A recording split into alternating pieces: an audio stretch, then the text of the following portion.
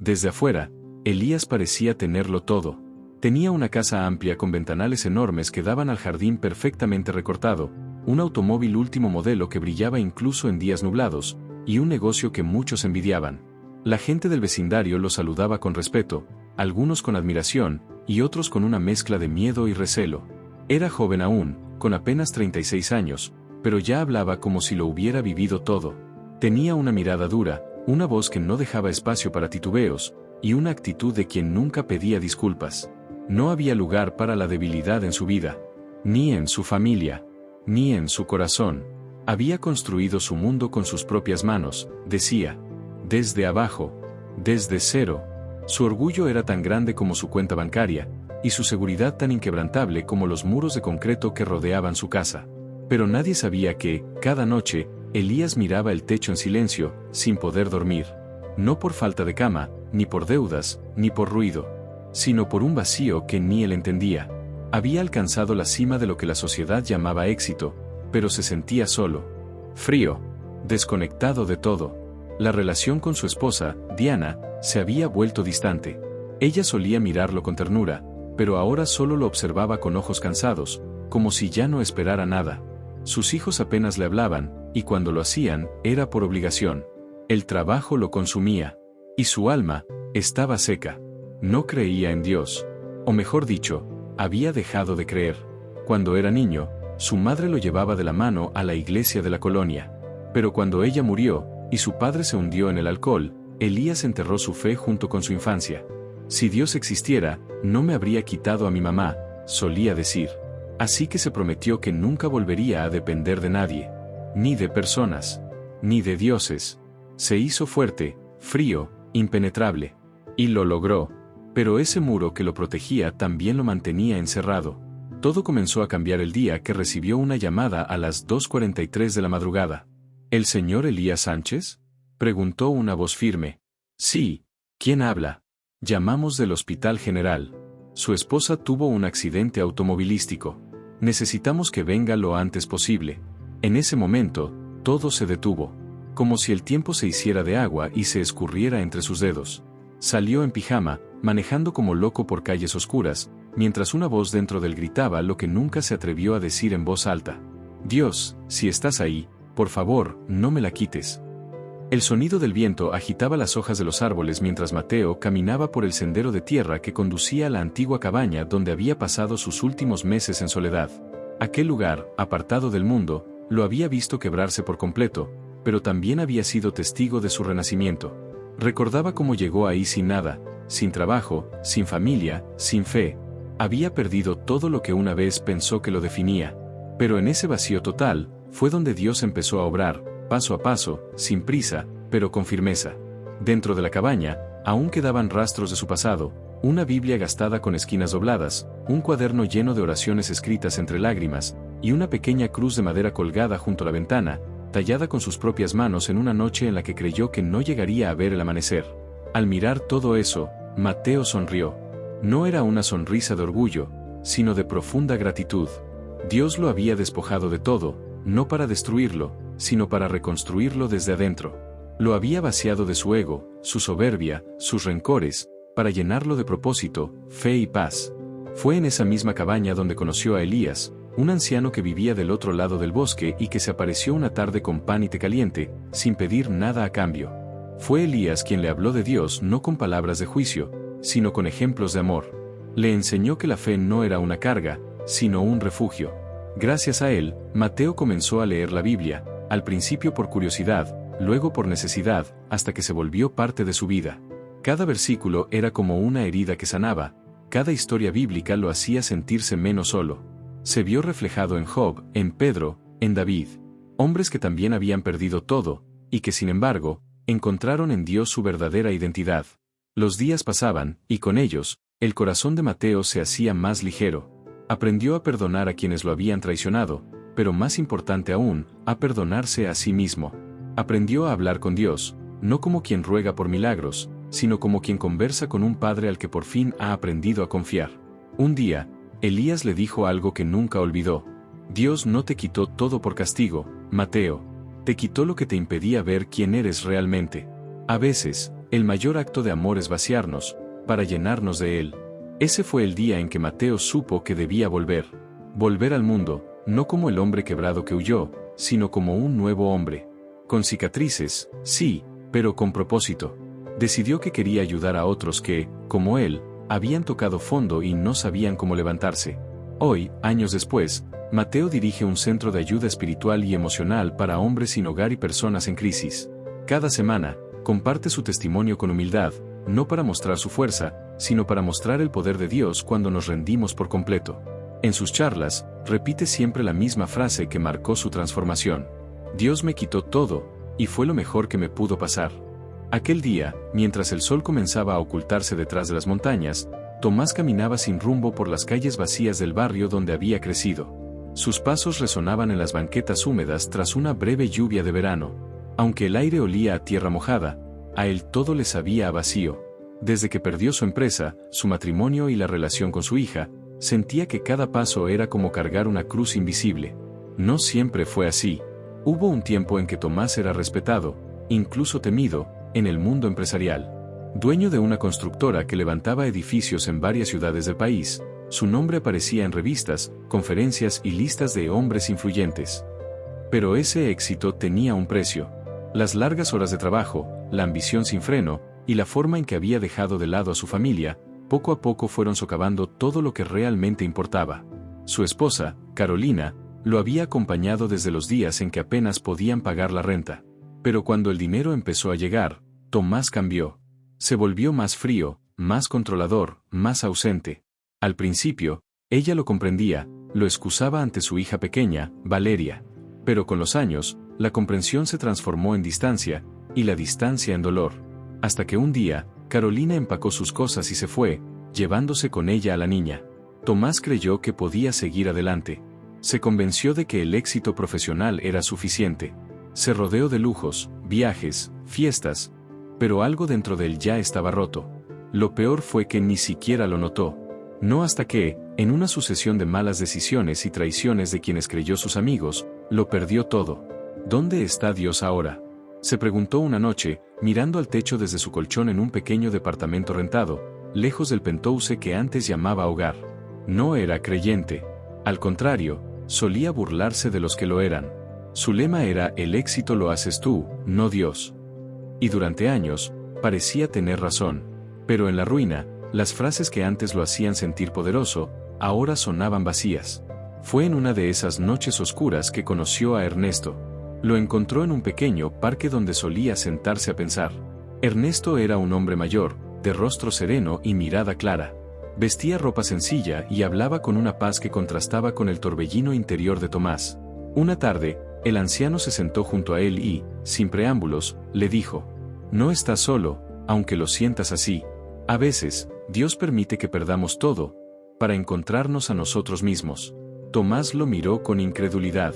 Estuvo a punto de levantarse y marcharse, pero algo en la voz de ese hombre lo detuvo. «¿Y tú qué sabes de perderlo todo?». Ernesto lo miró con una leve sonrisa y dijo: «Más de lo que imaginas». Y entonces comenzó a contarle su historia. Le habló de su juventud rebelde, de cómo lastimó a su familia, de cómo terminó en prisión por decisiones egoístas. Le contó cómo, en medio de la desesperación, un capellán le habló de un Dios que no condena, sino que transforma. Y cómo ese Dios le devolvió lo que había perdido, no como antes, sino mejor. Tomás escuchó en silencio. Por primera vez en años, no se sintió juzgado, ni tampoco solo. Cuando Ernesto terminó, le ofreció algo más valioso que dinero, lo invitó a una reunión en la iglesia de su barrio. «No vas a encontrar respuestas de inmediato», le advirtió. «Pero quizá encuentres algo aún mejor, esperanza». Al principio, Tomás asistió por cortesía, sin interés real. Pero esas pequeñas reuniones, con gente sencilla, cantos humildes y palabras que hablaban de amor y redención, comenzaron a remover algo en su corazón. No fue un cambio instantáneo. Hubo resistencia, dudas, enojo. A veces salía de esas reuniones con más preguntas que respuestas. Pero volvió, una y otra vez. Porque aunque su mente dudaba, su alma, esa parte que había ignorado durante tantos años, empezaba a despertar. Pasaron los meses. Tomás consiguió un trabajo sencillo en una carpintería gracias a un hermano de la iglesia. Volver a trabajar con sus manos lo humilló al principio, pero también le enseñó humildad. Descubrió la satisfacción de hacer cosas pequeñas con excelencia, de llegar a casa cansado, pero en paz. Un día, después de casi un año sin contacto, recibió una llamada inesperada. Era Valeria.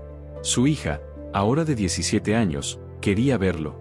No por obligación, no por dinero, sino porque había escuchado que su papá estaba cambiando. Su madre, Carolina, se lo había mencionado con cautela. Ese encuentro fue uno de los momentos más difíciles y hermosos de su vida. Al ver a su hija, ya casi una mujer, Tomás sintió una mezcla de vergüenza y gratitud. No sabía qué decir, pero ella lo abrazó sin exigir explicaciones. Y ese abrazo fue más sanador que cualquier palabra. Con el tiempo, Tomás y Valeria empezaron a reconstruir su relación. Iban juntos a la iglesia los domingos. Compartían cafés, charlas largas, risas que habían estado ausentes por años. También se reencontró con Carolina. No como pareja, al menos no al principio, sino como aliados en algo más importante, ser familia. Una tarde, mientras ayudaba a organizar una actividad para jóvenes en la iglesia, Tomás tomó el micrófono para compartir su testimonio. No habló con dramatismo, habló con verdad. Les dijo: Dios me quitó todo, y fue lo mejor que me pudo pasar. Porque perdí lo que me hacía sentir poderoso, pero encontré lo que realmente me da vida: amor, fe, perdón. Yo creía que estaba vivo cuando tenía dinero, pero estaba muerto por dentro. Hoy, con mucho menos, me siento verdaderamente vivo. La congregación lo escuchó con atención, muchos con lágrimas en los ojos. Y Ernesto, sentado en la primera fila, lo miró con orgullo y una sonrisa discreta. Tomás nunca volvió a ser el empresario millonario, pero comenzó a trabajar en un programa para jóvenes con problemas de adicciones, usando su historia como testimonio de que siempre hay un camino de regreso. Escribió un pequeño libro sobre su experiencia y fue invitado a compartirla en otras iglesias, incluso en prisiones. Carolina y él, después de años de distancia, comenzaron a verse con otros ojos. No como antes, sino con la madurez que dan las cicatrices y la fe. No se trataba de olvidar el pasado, sino de construir un nuevo presente. Un día, en una de sus charlas, Valeria le dijo: Papá, me siento orgullosa de ti, no por lo que fuiste, sino por lo que eres ahora. Tomás no respondió con palabras. Solo la abrazó, sabiendo que, en ese momento, todo valía la pena. Porque a veces, perderlo todo, es el principio de lo mejor. La tarde cayó como un suspiro sobre la ciudad, y con ella, los últimos rayos del sol pintaban de oro las ventanas del pequeño departamento donde ahora vivía Marcos. No era lujoso, ni grande, pero tenía lo esencial: una cama, una mesa de madera gastada, una Biblia abierta sobre ella, y silencio. Un silencio distinto al que había experimentado antes, porque ahora no era un vacío de ruido, sino un espacio lleno de paz. Marcos se había quedado sin empresa, sin esposa, sin amigos que solo estaban por interés, pero por primera vez en su vida, se sentía limpio. Cada mañana despertaba con el corazón inquieto, pero no por ansiedad, sino por un deseo profundo de entender, de escuchar a Dios. A veces lloraba mientras leía las Escrituras, sin saber exactamente por qué. A veces se reía solo, recordando lo terco que había sido, como Dios había tenido que derrumbar cada pilar falso que él mismo había levantado. Un domingo por la mañana, mientras caminaba rumbo a una pequeña iglesia del centro, se detuvo frente a una banca del parque. Allí, sentado, vio a un anciano repartiendo panecillos a un grupo de personas sin hogar. El hombre lo hacía sin cámaras, sin aplausos, sin que nadie lo notara. Solo amor, puro amor. Marcos sintió un nudo en la garganta. Se acercó y le ofreció ayuda. El anciano sonrió, le puso un panecillo en la mano y le dijo: «Ya estás ayudando». Esa frase, tan sencilla, le marcó el corazón. Desde ese día, Marcos empezó a involucrarse en la iglesia. No con un papel importante, ni buscando el púlpito. Empezó limpiando los baños. Luego acomodaba sillas. Poco a poco, sin darse cuenta, los hermanos empezaron a conocerlo no como el empresario caído que todos recordaban en los periódicos, sino como el hermano Marcos, el que siempre tenía una palabra de aliento, el que oraba con fuerza y lloraba sin vergüenza. Una tarde, mientras servía café a los recién llegados a una reunión de recuperación espiritual, escuchó a un joven contar su testimonio: «Dios me quitó todo, y fue lo mejor que me pudo pasar». Marcos sonrió. No estaba solo. Esa frase se había convertido en una constante entre los que realmente conocían a Dios. Porque a veces, antes de construir algo nuevo, Él tiene que destruir lo viejo. A veces, cuando nos aferramos a cosas que creemos esenciales, Dios nos las arrebata para mostrarnos que no eran más que estorbos para nuestra verdadera libertad. Pasaron los meses. Marcos consiguió un nuevo trabajo, nada relacionado con grandes negocios, sino en una librería cristiana. Allí atendía con paciencia, recomendaba lecturas, escuchaba historias de otros, y seguía reconstruyendo la suya. Una tarde lluviosa, mientras cerraba el local, una mujer con un paraguas rojo se acercó para refugiarse. Marcos le ofreció entrar. Ella aceptó y se sentaron a hablar. Era Lucía, una madre soltera que había pasado por muchas batallas. Hablaron largo rato. Primero de libros, luego de fe, después de heridas, y sin planearlo, también de esperanza. Esa conversación fue el inicio de algo nuevo. No un felices para siempre de película, sino una amistad genuina, que con los años se convirtió en amor maduro, sin prisa, sin máscaras. Lucía no conoció al Marcos millonario, sino al hombre quebrado, transformado por la gracia. Y a él, eso le bastaba. Una mañana, mientras oraban juntos antes de salir al trabajo, Lucía tomó la mano de Marcos y le dijo: «Tal vez Dios no te quitó todo, tal vez solo te limpió el camino». Y él, con los ojos llenos de lágrimas, solo pudo decir: «Sí, y gracias a eso, ahora tengo todo lo que realmente importa». Pero justo cuando parecía que todo empezaba a calmarse, llegó una prueba que lo sacudiría hasta lo más profundo. Una mañana, mientras recogía unas bolsas de ropa donada para llevar al refugio, recibió una llamada. Era su hermana. Con voz temblorosa, le dijo que su madre había sido hospitalizada de emergencia. Una complicación cardíaca que, según los médicos, no había sido detectada a tiempo. Estaba grave. Él se quedó mudo. Habían pasado años sin hablarse, desde que ella lo echó de casa tras encontrar su Biblia escondida entre libros de la universidad. Su madre fue quien más se opuso a su fe, quien más lo criticó, quien lo trató como si hubiera traicionado todo lo que ella le enseñó. A pesar de ello, el amor nunca dejó de latir en su corazón. Llegó al hospital esa misma tarde. Al entrar a la habitación, la vio dormida, con el rostro pálido, más frágil de lo que recordaba. Y aunque no se lo dijo a nadie, él se quebró por dentro. Se acercó, tomó su mano, y con la voz rota por los recuerdos, le susurró: «Estoy aquí, mamá, estoy aquí». Pasaron 2 días. Su madre no despertaba. El equipo médico no era optimista. Algunos le decían que se preparara. Y fue en una de esas noches, sentado junto a ella, que sintió como su fe era puesta a prueba. ¿Por qué Dios lo traía hasta aquí? ¿Por qué, justo ahora que había encontrado paz, le ponía delante el rostro de quien tanto le dolió? ¿Cómo perdonar a quien le rompió el alma? A solas, oró. No pidió milagros, no pidió explicaciones. Solo dijo: «Señor, si esta es la última vez que la tengo frente a mí, ayúdame a soltar el rencor, a mirarla como tú la ves, a amar como tú me amaste». Y fue ahí, en ese momento de rendición, que sintió una paz inesperada, como si una brisa cálida envolviera la habitación. Su corazón dejó de luchar. Había perdonado. Esa noche, su madre abrió los ojos. No dijo mucho. Solo lo miró, con lágrimas que se asomaban en silencio. Y en su débil voz, alcanzó a decir: «¿Sigues creyendo en ese Dios tuyo?». Él sonrió, con ternura. «Sí, mamá. Más que nunca». Ella lo miró, cerró los ojos, y una pequeña sonrisa se dibujó en su rostro. Los días siguientes fueron una mezcla de esperanza y temor. Aunque la salud de su madre mejoró lentamente, el ambiente entre ellos era tenso pero lleno de una nueva sinceridad. Marcos aprovechó cada momento para acercarse más, para escucharla, para compartirle palabras de fe sin imponerse, respetando su proceso. Poco a poco, su madre empezó a cambiar también, no solo físicamente, sino en su corazón. Una tarde, mientras el sol se colaba por las cortinas del hospital, su madre lo tomó de la mano y dijo con voz débil pero firme: «He visto que esa fe tuya no es solo palabras, sino vida. Quiero entenderla, quiero que me enseñes». Marcos sintió una mezcla de alegría y responsabilidad. Sabía que ese era un paso importante, no solo para ella, sino para la sanación completa de su familia. Desde entonces, comenzaron juntos un camino de aprendizaje. Él le regaló una Biblia pequeña, con anotaciones que había hecho durante su viaje espiritual. Cada día le leía un pasaje, y juntos hablaban de amor, perdón y esperanza. En ese proceso, Marcos entendió que la verdadera transformación no es solo personal, sino también en las relaciones rotas que podemos sanar cuando dejamos que Dios obre. Su reconciliación con su madre fue un testimonio vivo del poder de la fe humilde, que no impone sino que invita, que no juzga sino que acoge.